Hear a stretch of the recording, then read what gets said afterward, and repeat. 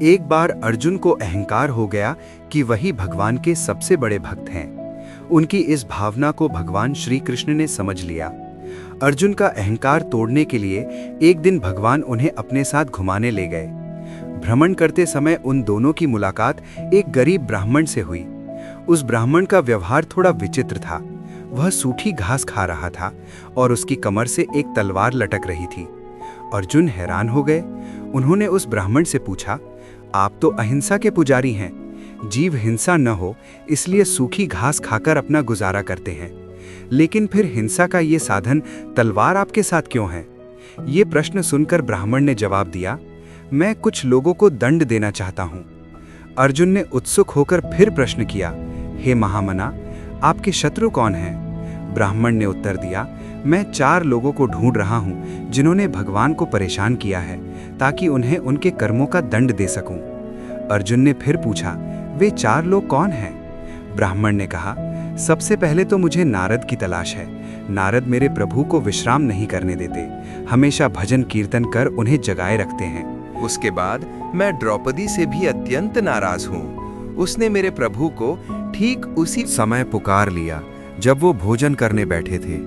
उन्हें उसी समय भोजन छोड़कर उठना पड़ा ताकि पांडवों को महर्षि दुर्वासा ऋषि के शाप से बचा सकें। इतना ही नहीं, द्रौपदी ने मेरे आराध्य को जूठा भोजन खिला दिया। अर्जुन ने पूछा, आपका तीसरा शत्रु कौन है? ब्राह्मण ने उत्तर दिया, वो है हृदयहीन प्रहलाद। उस धृष्ट के कारण मेरे भगवान को गरम तेल के कड़ाहे में प्रवेश करना पड़ा, हाथी के पैरों तले कुचला जाना पड़ा और अंत में खंबे से प्रकट होने के लिए विवश होना पड़ा। और मेरा चौथा शत्रु है अर्जुन। उसका दुस्साहस तो देखिए, उसने तो मेरे भगवान को अपना सारथी ही बना डाला। उसे भगवान की असुविधा का थोड़ा भी ध्यान नहीं रहा। इससे कितना कष्ट हुआ होगा मेरे आराध्य भगवान श्री कृष्ण को। ये सब बताते बताते उस गरीब ब्राह्मण की आंखों से आंसू बहने लगे। उस गरीब ब्राह्मण की ऐसी निस्वार्थ भक्ति देखकर अर्जुन का सारा अहंकार पानी की तरह बह गया।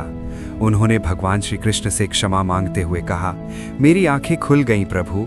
इस जगत में न जाने आपके कैसे कैसे अद्भुत भक्त हैं, मैं तो उनके आगे कुछ भी नहीं हूँ। ये सुन भगवान श्री कृष्ण मुस्कुराने लगे। अगर आपको ये कहानी पसंद आई हो तो कृपया वीडियो को लाइक करें और ऐसी ही प्रेरणादायक कहानियों के लिए हमारे चैनल को सब्सक्राइब जरूर करें। आपका एक लाइक और सब्सक्राइब हमें और बेहतर कहानियां लाने की प्रेरणा देता है। धन्यवाद।